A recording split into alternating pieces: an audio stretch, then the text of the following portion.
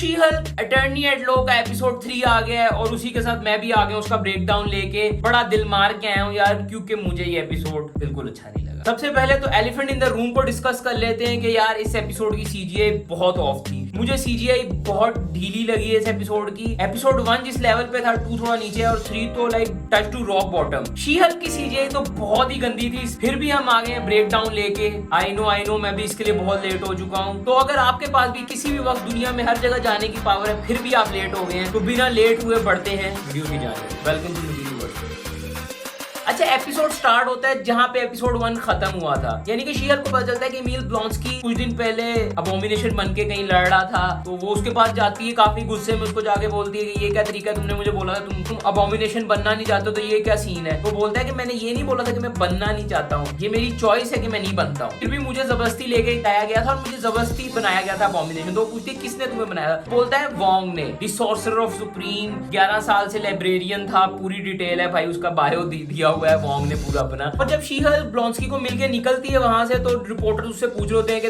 बल्कि जब अंदर भी जा रही होती है आई गेस, रिपोर्टर उससे पूछ रहे होते हैं कि भाई तुम्हें अवेंजर्स से निकाल दिया है। फिर बाद में वो लैपटॉप स्क्रीन आ जाती है जिसमें सब वो कमेंट्स आ रहे हैं जो ऑडियंस वाकई आजकल कर रही है कि भाई क्यों मार्वल सिनेमैटिक यूनिवर्स मार्वल शीवर्स यूनिवर्स हो गया है। इस टाइप के कमेंट्स जो कि वाकई में ही मार्वल्स के कमेंट सेक्शन में पड़े होते हैं कि हर सुपर हीरो का स्पिन ऑफ वुमन ही क्यों बन रही है। मार्वल ये दिखाना चाह रहा है कि भाई वो अवेयर है आपके कमेंट से, और आगे जाके शायद कुछ चेंजेस भी आए मार्वल सिनेमैटिक यूनिवर्स में इन्हीं कमेंट्स की वजह से। क्योंकि आज का एपिसोड जिस तरह का था वो बिल्कुल पसंद नहीं आया। आगे देखते हैं अब आगे क्या करते हैं ये। आगे अभी और 5 एपिसोड पड़े हैं। कार ड्राइव करके वो वापस अपने ऑफिस जा रही होती है और उसी दौरान हमें मिलती है fourth wall breaking Jennifer Walter की। उसमें बोलती है कि भाई ये कैमियो टाइप शोज नहीं होने वाला है कि हर एपिसोड में किसी ना किसी का कैमियो हो रहा है। जैसे पहले 2 एपिसोड में हल्क का कैमियो था, दूसरे और तीसरे एपिसोड में अबोमिनेशन का कैमियो था, तो इस एपिसोड में वोंग का कैमियो है। तो वैसे ये कैमियोज वाला शो नहीं है, ये बेसिकली मेरा शो है, तो मुझे याद रखो। फिर इंट्रो आ जाता है उसका। बाय द वे इस शो में कैमियोज ही होने वाले हैं अभी, और आगे यार इस शो में डेयरडेविल भी आने वाला है, तो मैं उसके लिए ज्यादा एक्साइटेड हूँ क्योंकि इस एपिसोड ने मेरी एक्साइटमेंट तो मार दी है पूरे शो से। खैर उसके बाद आगे वो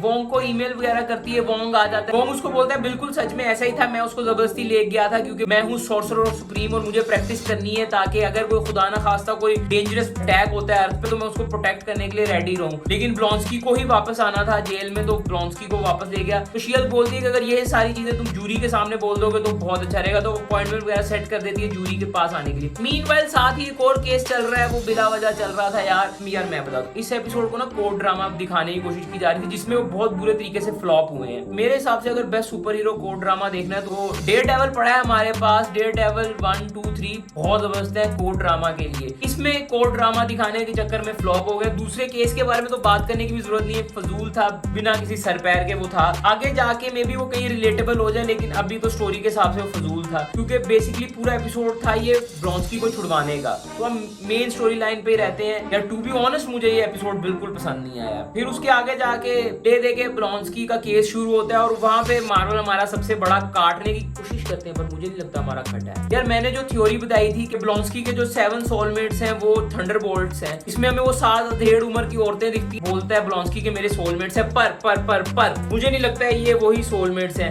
भाई। ये ब्लॉन्स्की आगे जाके थंडरबोल्ट बनने वाला है। मार्वल तुम जितना मर्जी दिखाओ तुम हमसे आगे चल रहे हो, पर तुम नहीं। अच्छा, इस एपिसोड में एक और चीज मुझे जो फील हुई, शायद मे बी मैं रॉन्ग हूँ, इसमें वोंग आता है शी हल्क को मिलने और ट्रेलर में हमें कुछ क्लिप्स दिखाई गई थी जिसमें वो the Book of American Laws. Book of शांति के बारे में बात होती है। वोंग बोलता है कोई मेरी नकल कर रहा है 1-2 जगह पे, तो वो शायद आगे किसी एपिसोड की स्टोरी हो, लेकिन अगर इस एपिसोड की थी तो वो यहाँ पे नहीं थी, तो वो कटी हुई थी। कुछ सीन कटे थे जब केस चल रहा होता है ब्लॉन्स्की का, तो उसमें जो जूरी बैठी होती है वो बोलती है कि भाई अगर तुम आउट ऑफ कंट्रोल हो गए फिर तबाही कर रहे हो तो क्या होगा। ब्लॉन्स्की फिर अबोमिनेशन बन के दिखाता है कि मैं कंट्रोल में हूँ प्रॉपर।